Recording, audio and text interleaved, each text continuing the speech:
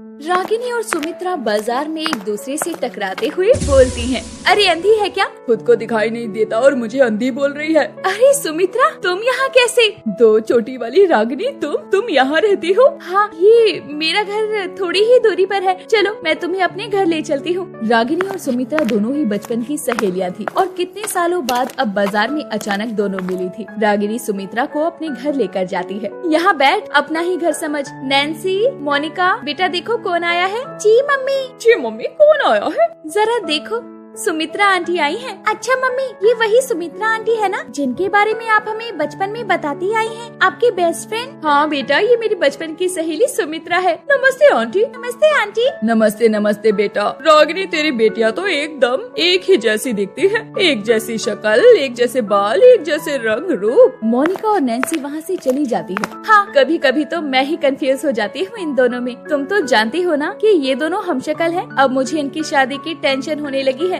दोनों जिद्दे भी बहुत है, कहती हैं कि एक ही घर में शादी करेंगी। अरे तू टेंशन क्यों लेती है? मेरे भी दो बेटे हैं, आलोक और पुनीत, और वो भी जुड़वा है। अगर तुम बोलो तो तुम्हारी बेटियों की शादी मैं अपने बेटों से करवाना चाहती हूँ। अरे ये तो बहुत अच्छी सोच है। हमारी दोस्ती रिश्ते में बदल जाएगी। लेकिन मैं अपनी बेटियों की शादी का फैसला खुद नहीं ले सकती। ये बात मैं उनसे पूछकर ही तुम्हें बताऊंगी। रागिनी ने अपनी बेटियों को बड़े ही प्यार से पाला पोसा था और हमेशा उनकी जिंदगियों के फैसले उन पर ही छोड़े थे। इसीलिए वो शादी का फैसला भी अपनी बेटियों से बिना पूछे नहीं करना चाहती थी। और नैन्सी और मोनिका भी बहुत समझदार थी। वो अपनी माँ का कोई कहना नहीं टालती थी। फिर एक दिन रागिनी सुमित्रा के घर जाती है। अरे बातें तो हो गई, अपने दोनों बेटों को तो दिखा दे। सुमित्रा अपने दोनों बेटों को आवाज लगाती है। आलोक बेटा, पुनीत भैया को बुलाकर इधर आओ। अंदर से एक आवाज आती है। आया मम्मी। आलोक और पुनीत जैसे ही हॉल में आते हैं तो रागिनी पुनीत को देखते ही खड़ी हो जाती है, क्योंकि आलोक जितना गोरा था पुनीत उतना ही काला था। लेकिन दोनों भाइयों में प्रेम बहुत था। पुनीत को काला देखकर रागिनी चुप हो जाती है और दोनों ही लड़के बहुत समझदार और संस्कारी होते हैं। वो रागिनी को देखते ही उनके पैर छूने लगते हैं और वो अपनी सहेली सुमित्रा से बोलती है।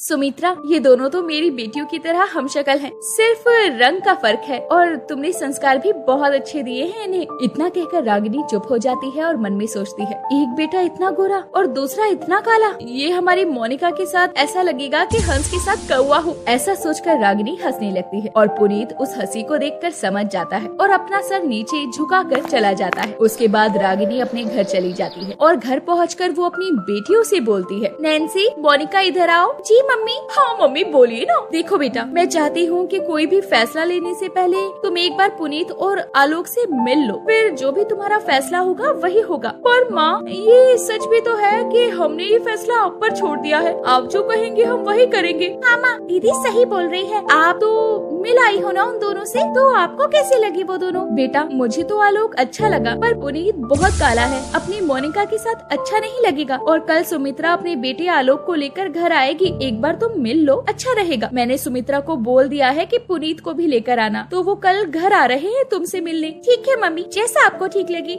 दूसरे दिन सुमित्रा अपने बेटे पुनीत और आलोक के साथ रागिनी के घर आती है, जहाँ रागिनी उनका स्वागत करती है और अपनी बेटी मोनिका और नैन्सी को आवाज देती है। मोनिका, मेहमानों के लिए पानी लेकर आओ बेटा। मोनिका को लगता है कि उसकी बहन को देखने आलोक आया है, लेकिन साथ में पुनीत भी आया था। और जैसे ही मोनिका पानी के ग्लास को लेकर मेहमानों के सामने आती है, पुनीत को देखकर उसके होश उड़ जाते हैं और वो बोलती है, तुम यहाँ कैसे? ये मेरी मम्मी हैं।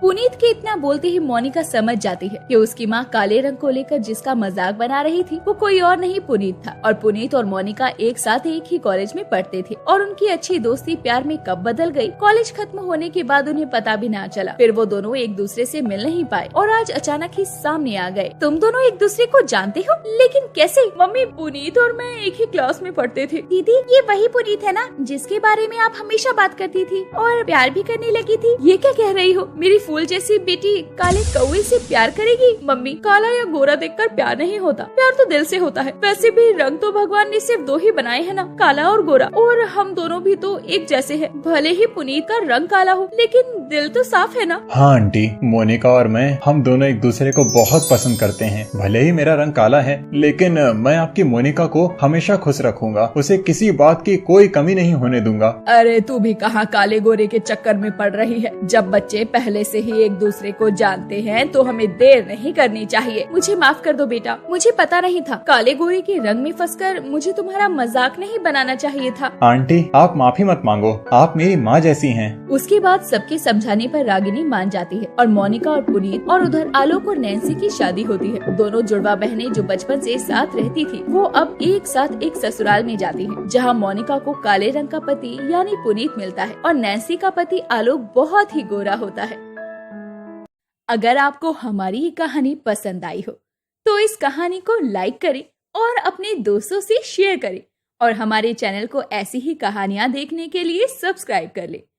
सोमवती की 2 बेटियां थी, विधि और निधि। जुड़वा होने के साथ साथ वो दोनों दिखने में भी एक जैसी थी और दोनों बहनों में बहुत प्यार था। निधि विधि के पिता का देहांत बचपन में ही हो गया था। उनकी माँ ने अकेले ही उन्हें पाला था। उनकी दादी उनके साथ उन्हीं के घर पर रहती थी, जिनका नाम कमला देवी था। वो अक्सर दोनों बहनों में फर्क नहीं कर पाती थी। निधि, तूने माँ को इंटरव्यू के बारे में नहीं बताया कि कैसा रहा तेरा इंटरव्यू? दीदी, मेरा इंटरव्यू आज है और मैं माँ को सरप्राइज देना चाहती हूँ। अगर मेरा सिलेक्शन होता है तो मैं माँ को बताऊंगी, अगर नहीं हुआ तो नहीं बताऊंगी। इससे उन्हें दुख भी नहीं होगा। और आप मत बताना, ठीक है? नहीं बताऊंगी। विधि तो पहले से ही एक स्कूल में टीचर थी और निधि ने भी बैंक में नौकरी के लिए अप्लाई किया था, जिसमें उसका सिलेक्शन हो जाता है और वो बहुत खुश होती है। और फिर घर आकर माँ, दीदी, कहाँ हो सब? क्या हुआ निधि, इतना शोर क्यों मचा रही हो? माँ, मेरा इंटरव्यू क्लियर हो गया और अब मैं जॉब करूँगी और अब आपको काम करने की कोई जरूरत नहीं है। अच्छा, ये तो बहुत अच्छी बात है। तभी कमला देवी आती है और निधि की बात सुनकर बोलती है, विधि बेटा, तू तो इतने अच्छे स्कूल में टीचर थी, तो फिर दूसरी जगह काम करने का क्या मतलब है?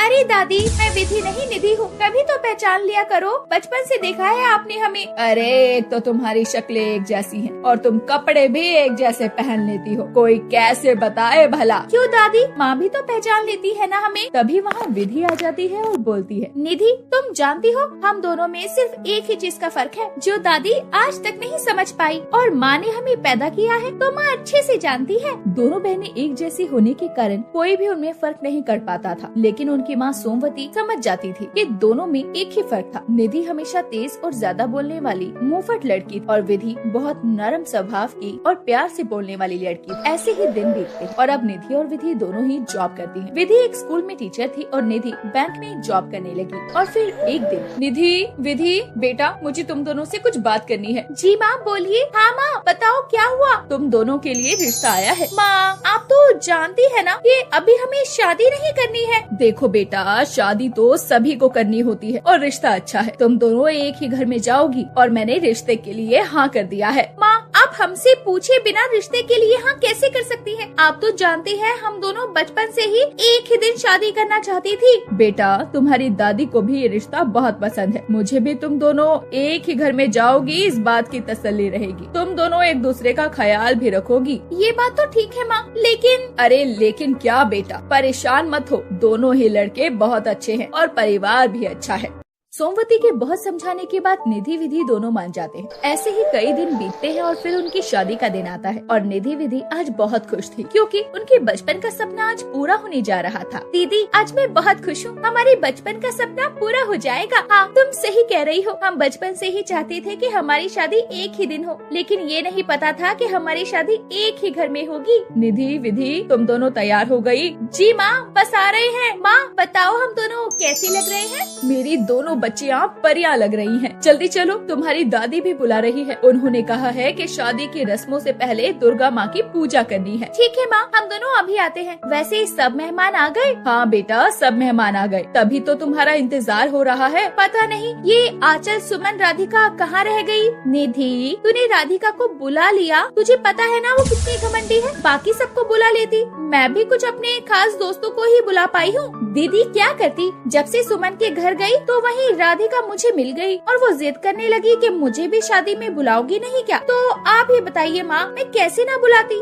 अरे निधि विधि, तैयार नहीं हो गई हो क्या तुम अब तक? कोई बात नहीं, आ रही है तो आने दो। तुम दोनों जल्दी से तैयार होकर नीचे आ जाओ। देखो दादी भी बुला रही है, चलो जल्दी करो। आप चलिए, हम आ रहे हैं। थोड़ी ही देर बाद दोनों बहनें नीचे आती हैं। दोनों ने लाल कलर के लहंगे पहने हुए थे जिसमें वो बहुत सुंदर लग रही थी। उन्हें सब देखते रह गए। जैसे ही वो नीचे पहुँची तो वो देखती है कि उनकी सारी सारी फ्रेंड्स में राधिका भी आई थी और तभी विधि बोलती है, मुझे पता था ये राधिका जरूर आएगी, मुझे तो इसे देखकर ही गुस्सा आने लगता है। अरे दीदी उस पर ध्यान मत दो, आज हमारे लिए इतना बड़ा दिन है, आप अपने खुशियों के दिन को ऐसे बर्बाद मत करो। कांग्रेचुलेशन विधि और निधि, मैं तुम्हारे लिए बहुत खुश हूँ। सुना है तुम दोनों एक ही परिवार में जा रही हो? हाँ तुमने सही सुना है, हम दोनों एक ही परिवार में जा रही हैं। अरे दोनों बहनें आज के दिन कौन सी बातें करने लग गई? आओ इधर, दुर्गा माँ का आशीर्वाद ले लो। आओ आओ दोनों आशीर्वाद ले लो। उसके बाद दोनों बहनें दुर्गा माँ का आशीर्वाद लेती हैं। उन्हें देखकर राधिका के दिमाग में कुछ चल रहा होता है। बहुत खुशी मना रही है ना ये निधि और विधि, इन्हें तो मैं बताऊंगी। ये विधि के बच्चे ने मुझे स्कूल से निकलवाया था ना, आज इसे मैं बताती हूँ।